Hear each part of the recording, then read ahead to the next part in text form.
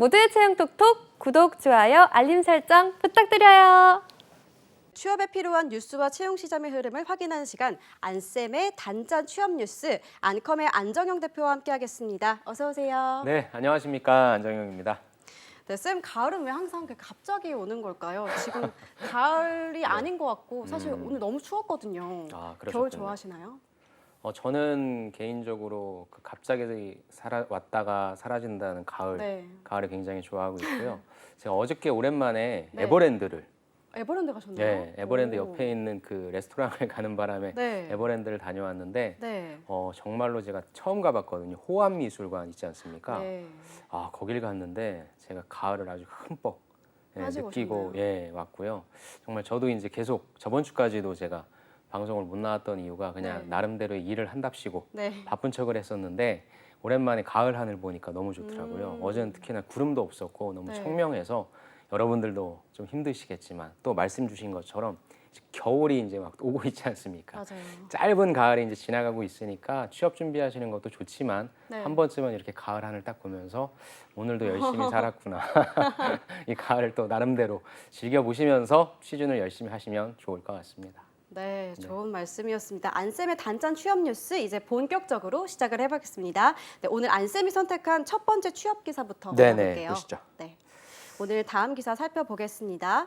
네, 전문 직종인 양성을 목적으로 특성화 교육 과정을 운영 중인 특성화 고등학교의 취업률이 점차 하락하고 있다는 소식입니다. 대책 마련이 시급하다는 지적이 나오고 있는데 취업자 10명 중 4명은 1년에 회사를 그만둔 것으로 나타났습니다. 교육부 등에 따르면 지난 2020년 특성화고를 졸업한 학생 79,503명 중 취업 전선에 뛰어든 학생은 27,717명으로 집계가 됐습니다.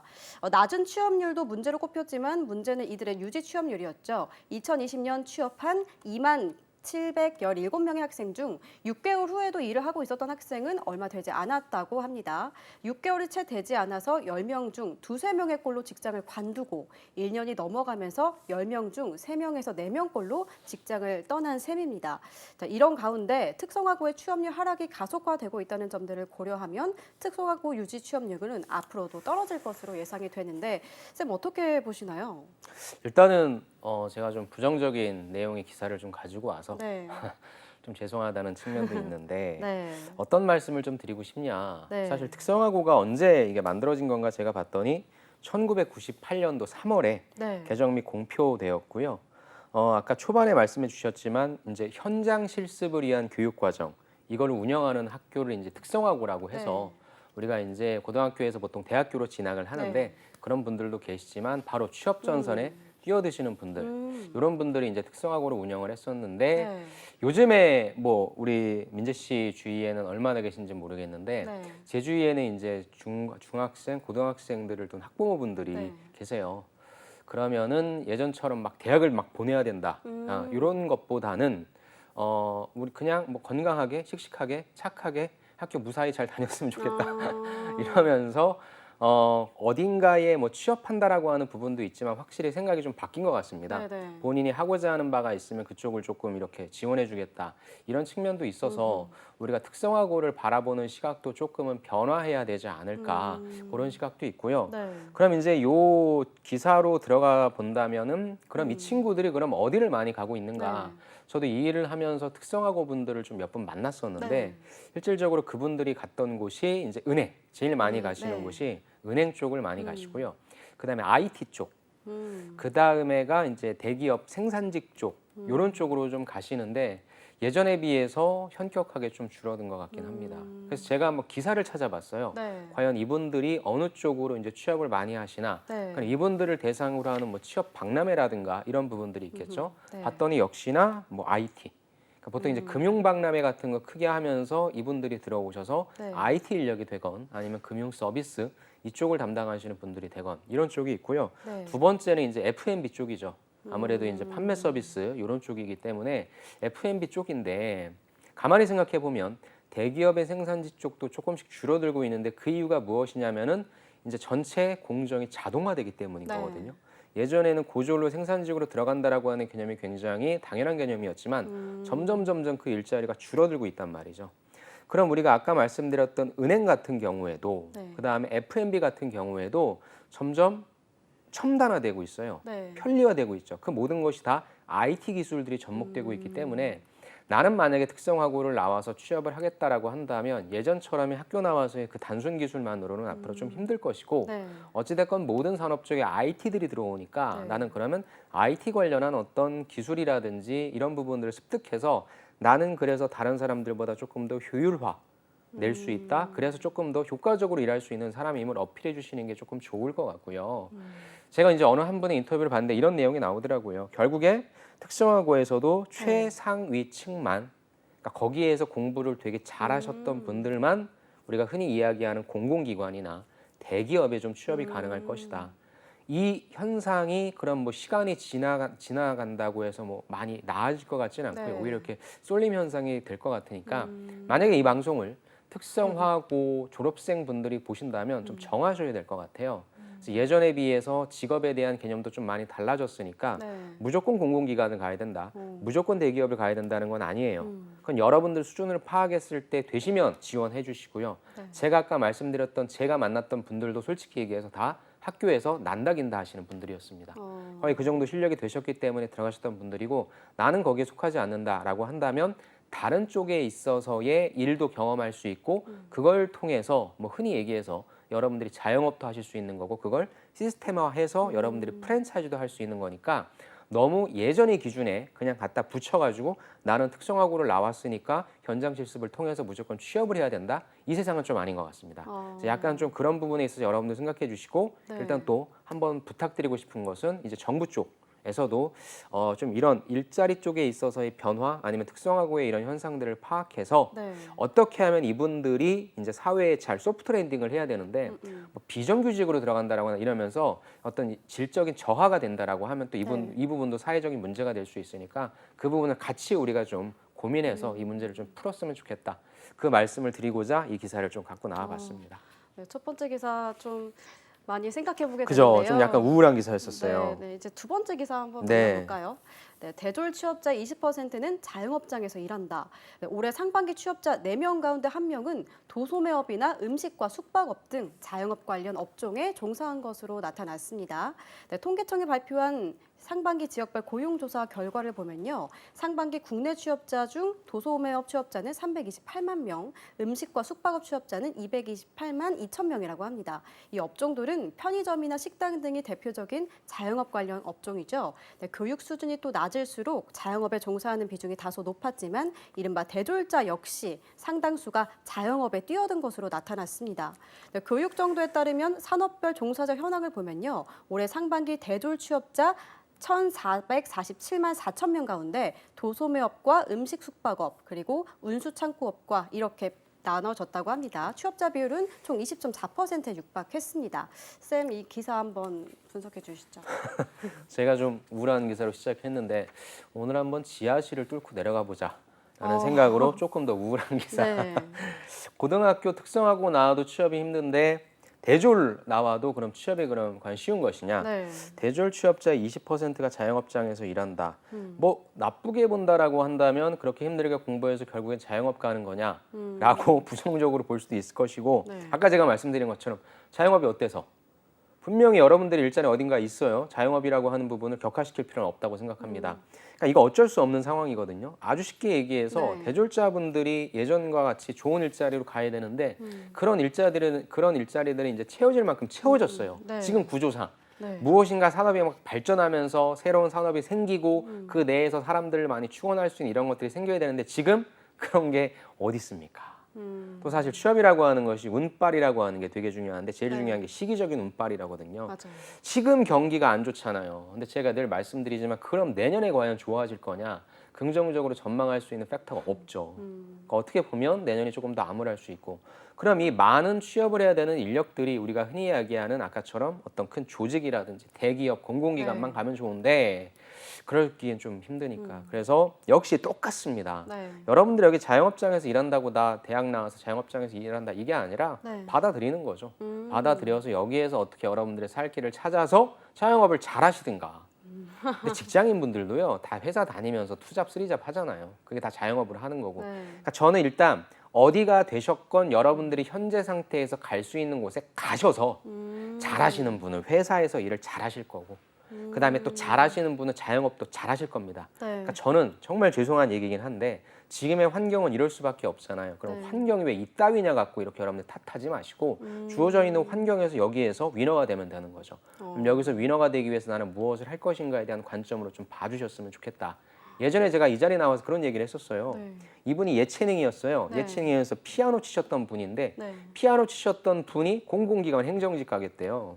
제가 거기를 왜 갑니까 했더니 부모님이 그 공공기관 가라고 해서 취업 준비해야 된다고 생각합니다. 그러는 거예요. 네. 공공기관 피아노과 나와서 행정직 가려면 최소 2년 정도 필요해요. NCS 풀어야죠. 경영학 풀어야죠. 뭐 점수 따야지 뭐 해야지. 제가 물어봤어요. 어차피 당신 인생에서 2, 3년은 씁니다. 그런데 당신이 갖고 있는 그 피아노라고 하는 기술을 버리고 싶어요? 갖고 있고 싶죠. 그럼 다시 한번 물어보겠습니다. 피아노를 기가 막히게 잘 쳐요? 제가 조금 치죠. 근데 피아노를 잘 친다고 피아노 학원을 잘하는 건 아니죠. 그럼 피아노 학원이라고 하는 부분은 학생들을 매니징하고 학부모들을 매니징하는데 이건 잘해요 했더니 너무 좋아한대요. 이거 해라. 어차피 2, 3년을 쓸 건데 공공기관 행정직 가려고 그 공부를 하느니 나 같으면 내가 좋아하는 피아노 치면서 학부모 상담하고 애들 관리해 주면서 제일 잘된 학원 들어가서 그 스킬을 빼는 거죠. 그렇게 학습을 하면 2, 3년 동안 그 피아노 학원에서 어찌됐건 고용의 형태로 일하잖아요. 네. 그거 가지고 내 시스템화 시켜서 나만의 피아노 학원을 차려라.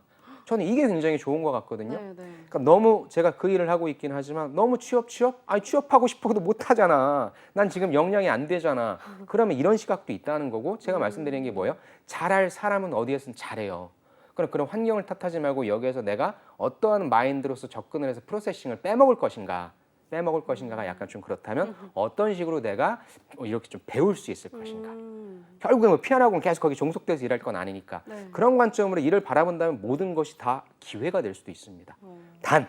단 여러분들이 못하는 거 하시면 안 되고 관심 있어 하시고 잘할 수 있는 부분을 먼저 침투하셔서 가능성이 보이잖아요. 저건 내가 할 수 있겠다. 그런 쪽으로 가신다면 오히려 이렇게 그냥 평범하게 취업하신 분들보다 나중 놓고 봤을 때 뭐 결과값이 돈을 많이 번다 이게 뭐 중요한 건 아니지만 그렇게 절대적인 요소는 아니지만 분명히 만족할 만한 요소가 될 거예요. 그러니까 어찌됐건 이러한 현상 속에서 이러한 사회 속에서 살고 계신 여러분들한테 너무 죄송한 얘기지만 한쪽으로 올인하지 마시고 여러분들의 입장을 명확히 파악하셔서 그거에 맞는 전략을 좀 취득하셨으면 좋겠다. 자영업에서 일하시면 어떻습니까? 상관없습니다. 맞아요. 여러분들이 원하시는 일을 잘할 수 있는 방법을 고민하자. 그 말씀을 좀 드리고 싶습니다. 네. 네, 이제 구조적으로 접근하는 것이 참 중요할 것 네네. 같습니다. 또 다음 기사 한번 네네, 살펴볼까요? 그러시죠. 네, 2000년대생은 늦게 온다. 20대 초반 취업자가 알바하는 까닭을 한번 살펴보겠습니다. 네, 통계청 고용 동향에 따르면 지난달 20대 고용률은 61.1%로 지난해 같은 달보다 0.5%포인트 증가했습니다. 하지만 20대 내에서도 초반과 후반의 고용률은 극명히 갈렸는데요.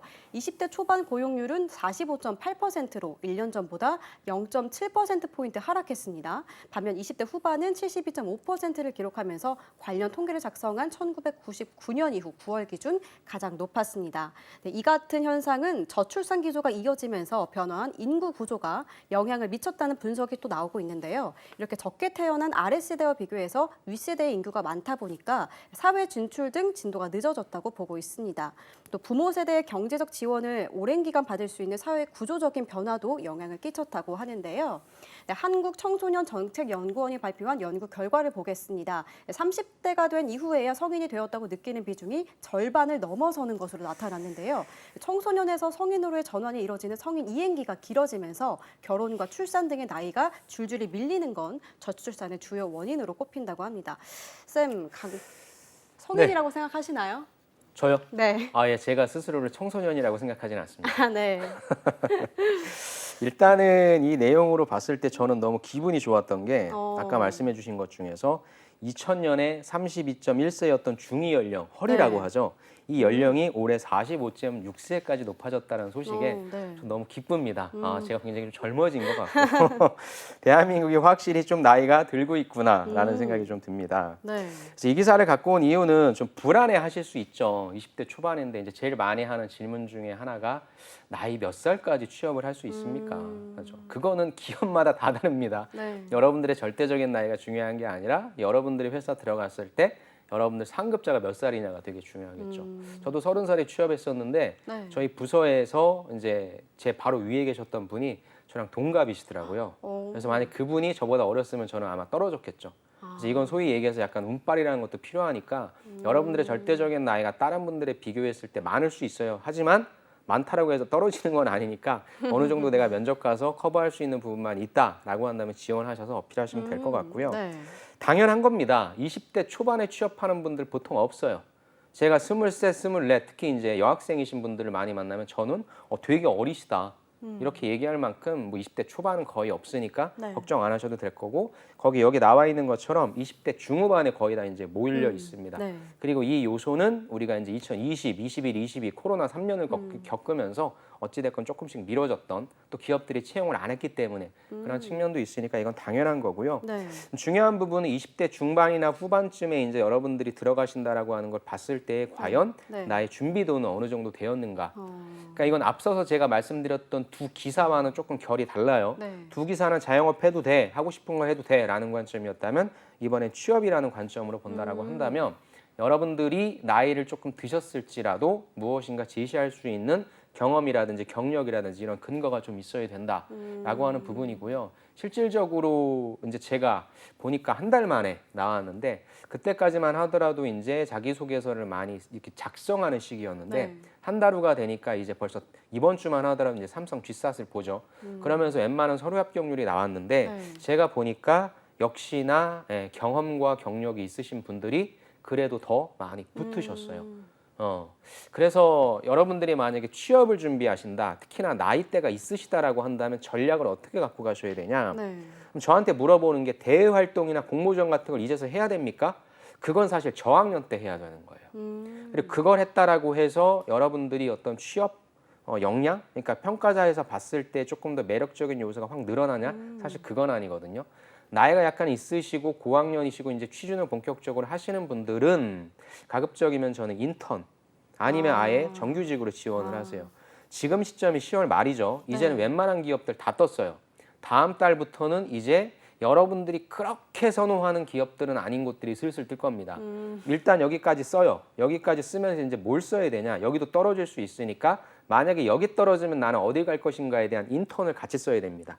그래서 이번 겨울 때 또 똑같이 앉아서 자기소개서나 쓰고 있고 이러면 안 되고 네. 어딘가에서 일을 해야 된다라고 하는 부분. 그럼 일하는 것 중에서 제일 많은 게 마케팅 인턴입니다. 마케팅 인턴을 하시면 그냥 뭐 전략자고 이런 것보다도 데이터를 분석할 수 있는 그런 마케팅 인턴을 하시는 게 어디서나 써먹을 수 있어요. 나는 어떤 데이터를 어떻게 분석해서 어떤 솔루션을 내놨다니까 그런 인턴 하시고 만약에 내가 한 25살, 26살, 그러니까 25, 26이다라고 하면은 요즘에 해외로 왔다 갔다 하는 인턴도 있어요. 그런 거 해주셔도 좋은데 이게 약간 20대 중후반 쪽으로 넘어가시는 분들이 이거 하시기는 약간 리스키하니까 그런 분들은 오히려 해외로 나가지 마시고 외국계 기업에 우리나라에 들어와 있는 외국계 기업에 인턴을 하시면 좋으니까 여러분들 나이대에 맞게 그다음에 여러분들이 상황에 맞게 내가 어떤 인턴을 병행해서 이번 겨울을 날 것인가 이거에 대한 전략을 짜셔야 됩니다. 대외활동 공모전은 뭐가 없어요? 결과값이었어요. 네. 그러니까 여러분들이 실제 기업에 들어가셔서 내가 실행한 전략이라고 하는 부분에 있어서의 값을 여러분들이 지표로 확인할 수 있는 이러한 실무적인 일들을 하시면 올해는 조금 힘드실지 몰라도 어찌됐건 내년 되면 네. 또 될 수 있는 가능성이 높아지니까 취업을 해야 된다라는 분들은 내가 어떤 경력을 정규직 지원과 인턴 지원을 같이 병행해서 할 것인가 요거에 대한 전략을 효과적으로 잘 한번 세워보시기 바랍니다. 네, 그러면은 인턴이라고 하면 중후반에만 해당이 되는 건가요? 그렇죠. 그러니까 뭐 거의 중후반에 몰리실 테니까 인턴을 하는데 만약에 그거보다 나이가 더 있으시다라고 한다면 인턴보다는 어떻게든지 지금 이제 정규직 지원할 때 그쪽에 조금 더 포커싱을 해야 되겠죠. 사실 제가 여기서 이렇게 일반화시켜서 말씀드리긴 좀 힘든 부분이니까 네. 여러분들이 뭐 저와 같은 분들을 만나셔서 상담을 하실 때 자기소개서를 못 써요, 면접을 못 봐요라기보다는 그런 분들은 확실히 그렇게 어떤 트리를 잡으신 다음에 내가 어떤 식으로 월별로서 움직일 것인가 이 거시적인 전략을 먼저 좀 수립하시면 좋을 것 같습니다. 네, 오늘도 이렇게 안쌤과 단짠 취업 뉴스 함께했습니다. 지금까지 안컴의 안정영 강사와 함께했습니다. 고맙습니다. 네, 감사합니다.